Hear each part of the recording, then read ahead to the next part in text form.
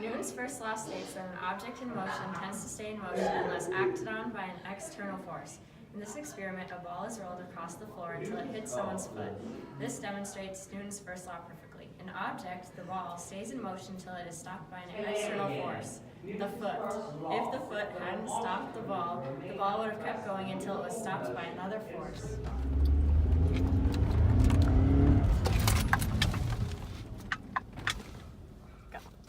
Newton's first law states that an object in motion stays in motion. In this experiment, there's a passenger traveling in a car at a constant speed. The car quickly stops, but the passenger continues to move.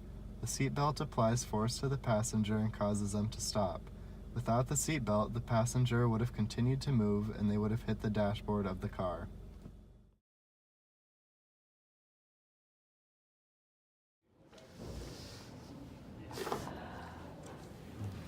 Newton's second law states that net force is equal to mass times acceleration. In this experiment, there is a weight on top of a box. If the box is pulled slowly away from the ground, the weight stays on the box. However, if the box is pulled quickly away, the weight falls off the box. This describes the fact that force, mass, and acceleration all work together.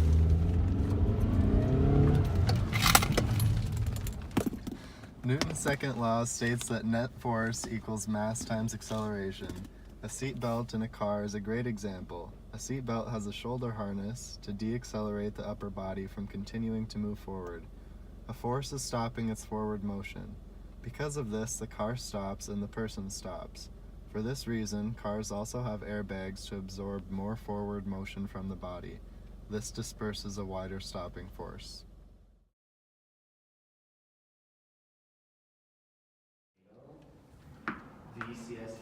Newton's third law of motion states that for every action there is an equal and an opposite reaction.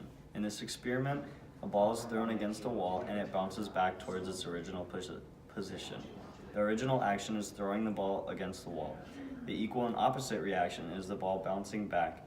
The reaction is opposite because it is first traveling in one direction, then it hits the wall and travels in the opposite direction.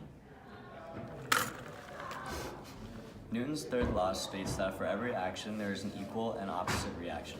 In this experiment, two cars collide with each other. The original action is the cars colliding with them. The reaction force is the force from the actual collision. If the cars collide with the same force, the reactant magnitudes will be equal. Before cars are released, they are tested for safety in examples similar to this.